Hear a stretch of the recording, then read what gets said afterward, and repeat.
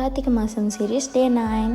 Early morning లేచి వాకిట్లో ముగ్గు పెట్టుకొని, గుమ్మ ముందు ముగ్గు పెట్టుకొని, శుభ్రం చేసుకొని, పూలతో అలంకరించుకొని దీపాలు వెలిగించుకున్నాము.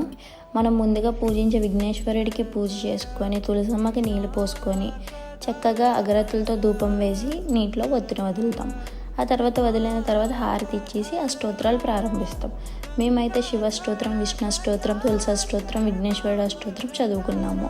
ఆ తర్వాత అష్టోత్తరాలు అయిన తర్వాత అధ్యాయం చదువుకున్నాము. కార్తీక మాసంలో కార్తీక పురాణం చదవడం చాలా మంచిది అంటారు కదా, అందుకనే మేము కూడా కార్తీక పురాణం చదువుకున్నాము. కార్తీక పురాణం చదువుకున్న తర్వాత లోపలికి వచ్చి పూజ గదులు అన్నీ సర్దుకొని దీపం పెట్టుకున్నాము. దీపం పెట్టిన తర్వాత శివయ్యకి అభిషేకం చేసుకున్నాము. శివయ్య అభిషేకం చేసుకొని ఆయనకి ధూపం చూపించేసి ఆయన పూర్తిగా అలంకరించుకున్న తర్వాత హారతి ఇచ్చేసుకున్నాం. కార్తీక మాసం 9వ రోజు పూజ ఇలా చేసుకున్నాం మా ఇంట్లో. మీ ఇంట్లో మీరు ఎలా చేసుకున్నారో కామెంట్స్ చేయండి. Thanks for watching my video.